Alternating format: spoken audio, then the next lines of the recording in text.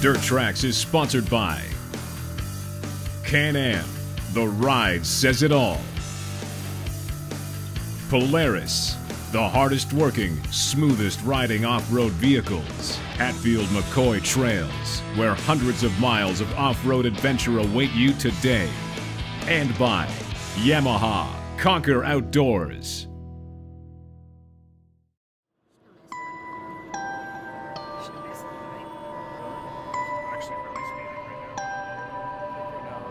I've traveled all over North America with this company and doing this job, and I've been to a lot of really interesting, exciting places, but it seems like every time a trip overseas to Europe comes up, AJ jumps in there, or Mark is just automatically gets to go and nobody challenges him. And this time we're headed to Finland, and we're headed to Finland to see a top secret, all new BRP vehicle, Can-Am model. And when the idea came up, I shoved everybody out of the way and said, Finland, I'm going, I want to do this. When we got the phone call from BRP a couple weeks ago to come to this event, we thought, okay, cool, standard media invite will be one of many amongst the North American media.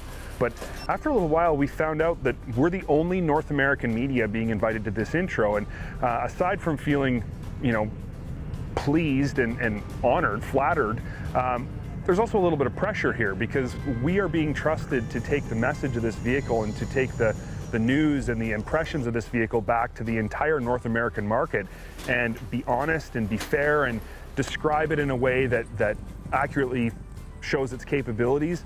So there's a little bit of pressure, but at the same time, I'm pretty honored that we're the only ones invited. It's pretty cool.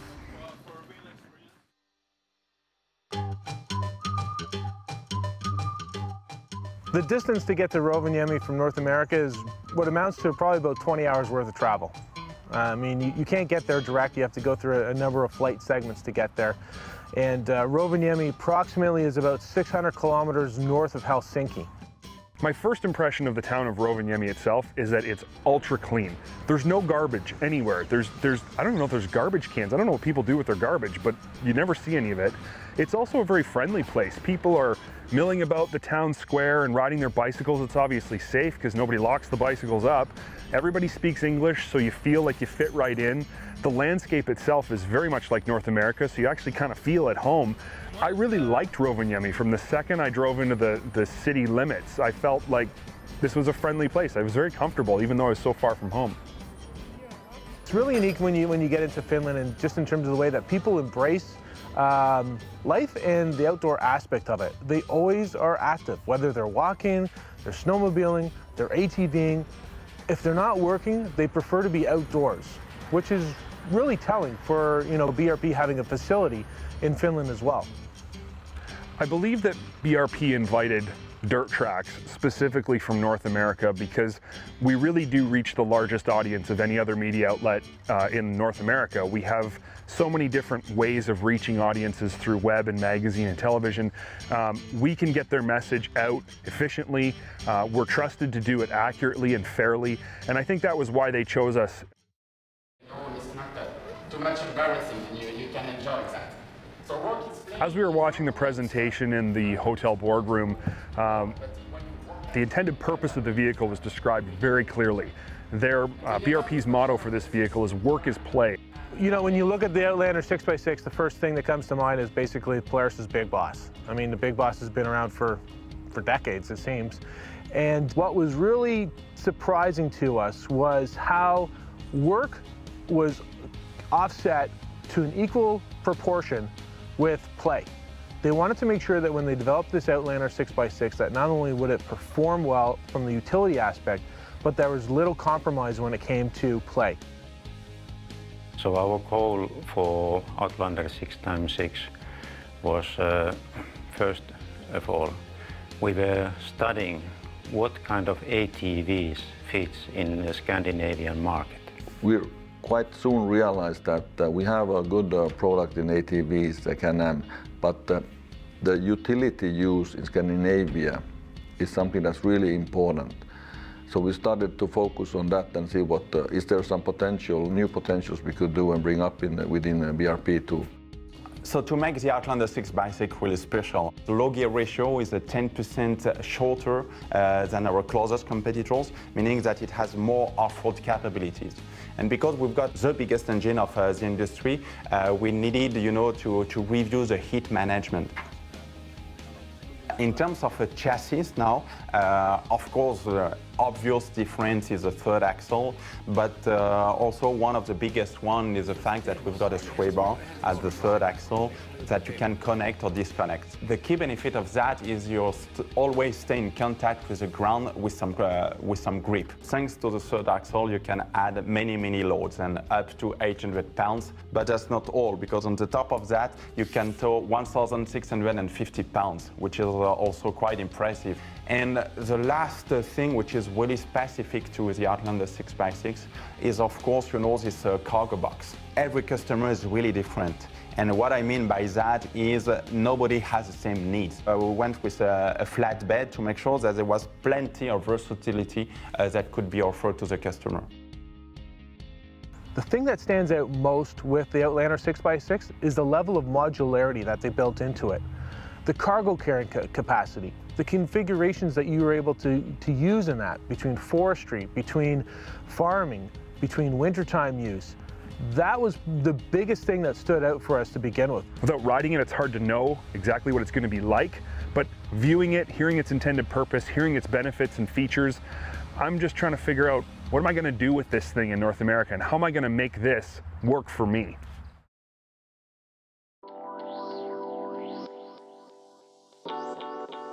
Showing up at Can-Am's ride site in Rovaniemi is a pretty cool experience. They make it very clear that this is not something people just get to do. In fact, we may have been some of the first journalists to ever have stepped foot in that facility. What was comforting, I guess, is that we knew that if we're going to a test facility, we weren't going to be falling short in terms of cool terrain to be able to take this vehicle on. Obviously, a test facility is meant to prove a vehicle, and we were going to be able to sort of get the best of the best in terms of terrain to work with. We finally got to see the 6x6 sitting in the parking lot. Climbing aboard it felt like climbing aboard any other Outlander that I've ever climbed aboard. It feels exactly the same. It just felt like I was at home. It felt like something I was very familiar with.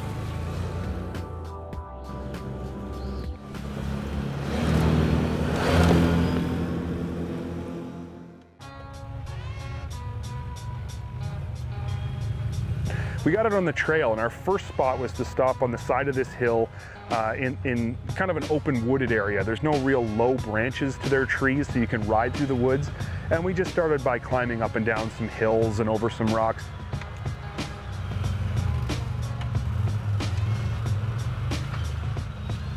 By most standards, this would be considered pretty extreme conditions. I mean, we quickly got to an area where Yuri, who was sort of our host for the day, took us to an area and he said, go up this hill.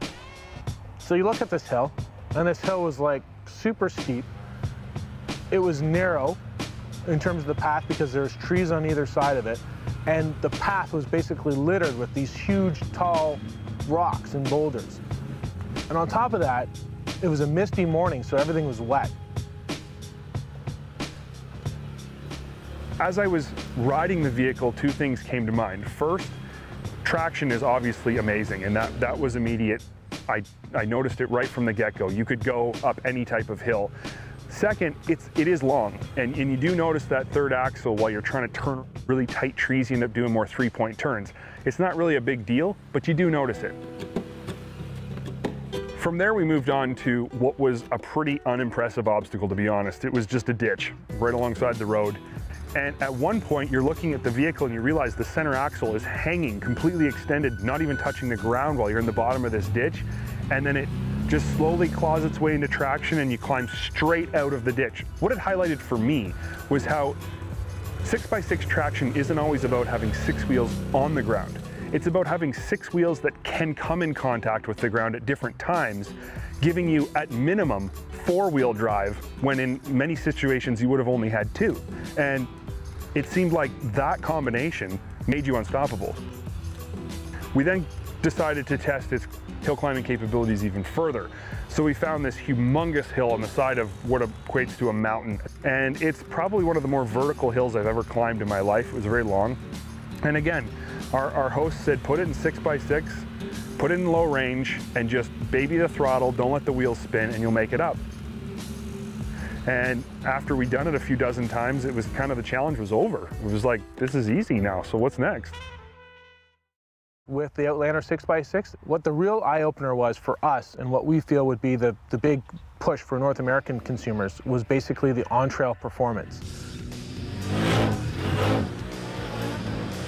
You start riding this vehicle, and before you know it, you're going faster, and you're going faster, and you're going around the corners. Next thing you know, you're counter-steering around the corners, and the thing just has so much traction and has so much stability thanks to the longer wheelbase and the TTI rear suspension covering 2 axles, that it just gives you a lot of confidence. And this was, I think, the part of the ride that really opened my eyes to the potential of the 6x6 and what this vehicle can do. It's a 1000. They didn't even make it as an 800 or 650. This is the full bore 81 horsepower 1000 motor in here. The faster we rode, the more I realized that 6 wheels was in no way a negative or a disadvantage to somebody who had 4 wheels. There's no compromise here at all. And that faster portion of the ride was what really proved that point to me.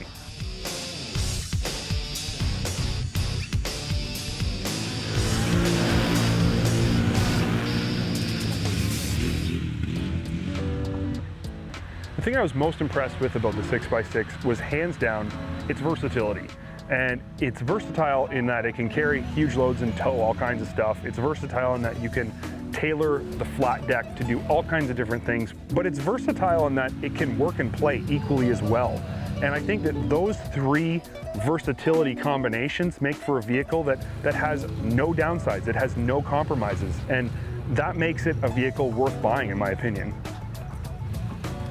We went into this thinking that there's got to be some compromise here. I mean, how can you create a 6x6 vehicle that's designed for utility and then have it really perform well on the trail? But it does.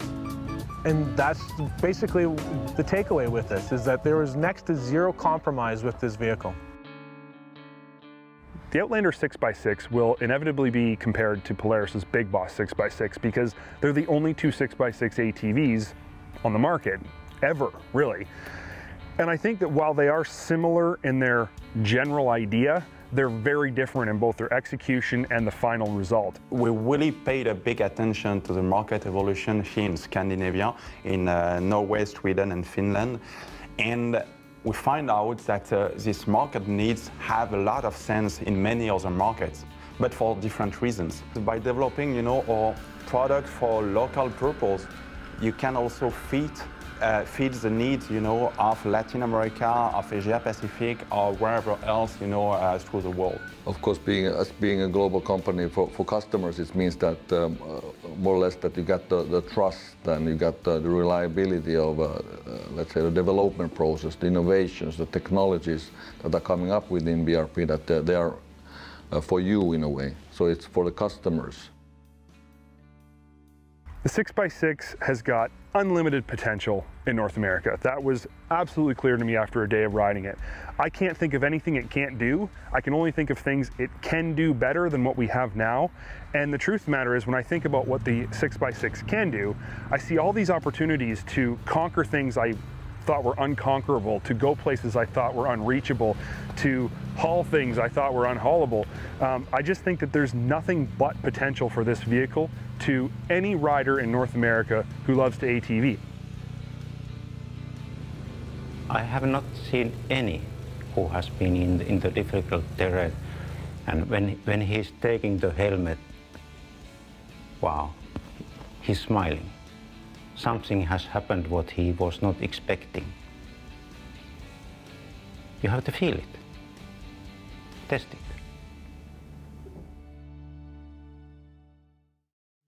On today's test ride, we're going to be covering one of the side-by-side industry's newest models, brought to you by one of the ATV industry's oldest players. There is no denying that Honda invented the original all-terrain cycle over 40 years ago. However, the Honda Pioneer is landing in a market today that is dominated by domestic OEMs. It takes two wheels to have some fun, and you need two more to get the job done. Honda ATV, ride with me, and I'll show you America. On a Honda ATV, the end of the road is just the beginning. Come ride with me. Those 5 letters, H-O-N-D-A, carry huge weight in the powersports business. The word Honda is literally synonymous with quality. In the case of the new Pioneer, we think that holds true, except consumers' expectations have changed the past decade in the off-road business. We think the bar has been set mighty high for anyone entering the side-by-side marketplace, and the name Honda now needs to be about innovation, function, and a host of other side-by-side buying criteria. Let's be honest here. Honda doesn't set the bar in the side-by-side business. Polaris does. And this means the proud maker of everything from outboards to cars had to get their side-by-side products in line with the market leader. Not an easy thing to do when you've been the perceived leader for over 40 years. It's no secret Honda's first foray into the side-by-side biz didn't exactly ring the bell. The Big Red was an unusual stab into a market Honda had not participated in. As history will record, the company has done the admirable thing. They went back to the drawing board and produced the all-new Pioneer in record time. Not only is the Pioneer all new, it is a very carefully crafted attempt to mow Polaris grass with a high-value, high-quality Honda vehicle.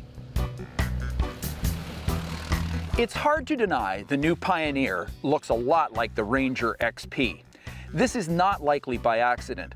However, once you get past the looks, there is a plethora of interesting technology underpinning the new Pioneer that sets it apart from every competitor.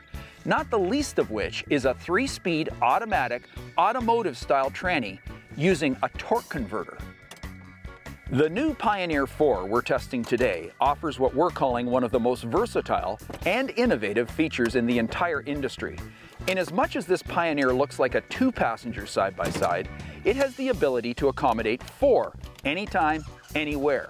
This version of the new Pioneer is about 4 inches longer than the base model and includes a very sophisticated morphing cargo box which magically produces 2 fully integrated seats with doors, seat belts, and enough black mesh curtain to gill net a passel of carp. The Pioneer meets the side-by-side sport utility market with predictable mainstream handling from a front A-arm and rear IRS suspension. Conspicuous by its absence is the availability of electronic power steering. Dimensionally, the Pioneer is best described as full-size. However, the cab area is, in our opinion, underutilized. There is clearly enough room for 3 seats up front, just like a Ranger XP. And in our opinion, 3 across is a feature buyers in this category demand. It's worth mentioning the combination of a fixed, non-tilting steering wheel and Honda's standard doors with yet more fishnetting make for awkward cab entry and exit. The Pioneer is powered by Honda's familiar underhead valve 680cc EFI single.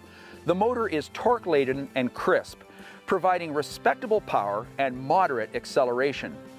Does the Pioneer need more power? It depends on your frame of reference. However, in our opinion, the Pioneer would benefit from more power. On trails, the Pioneer is exceptionally stable and comfortable. Steering inputs are biased to a confidence-inspiring measure of oversteer. We enjoyed knifing our favorite deep woods routes with the Pioneer. It's obvious much attention has been paid to both suspension compliance and handling response. Brakes are powerful and easy to modulate, even when wet. Those 5 letters have always meant quality, and the Pioneer is no exception. The integrated and overall tight feel of the Pioneer is a tangible intangible. Here's what we mean. It's hard to put your finger on it, but there is a perceptible aura of quality and durability at play here. The question is this: how much is that worth to you? There's one more thing about the Pioneer which seems to be a departure for Honda. This vehicle is value priced, something Honda usually stays away from. Okay, the Pioneer lines up with the competition in many key areas of comparison. However, there is one area of compromise we think Honda must address. The Pioneer does not have a low-range final drive or an ultra-low first gear. This means pushing a 6-foot snowplow may be difficult. Honda's to be commended for fighting back so quickly with the Pioneer side-by-side. This is a vehicle which contains impressive standard features and, in the case of the 4-seater, innovative versatility, all for what seems like a stupid price. Our advice to you is this: it's time for you to consider Honda in your side-by-side comparison shopping. In our opinion, the Pioneer redeems Honda from confusion surrounding their first side-by-side, the Big Red. The Pioneer 4 makes a powerful statement about Honda's willingness and ability to innovate. It may be the answer for buyers who want a work side-by-side that'll do more than just carry stuff to the camp on weekends. The Pioneer 4's transforming passenger compartment opens up possibilities even we hadn't thought of. Dirt Trax Television has been sponsored by Polaris, the hardest working, smoothest riding off-road vehicles. Can-Am, the ride says it all. MBRP Performance Exhaust, making power with MBRP. And by Arctic Cat, share our passion.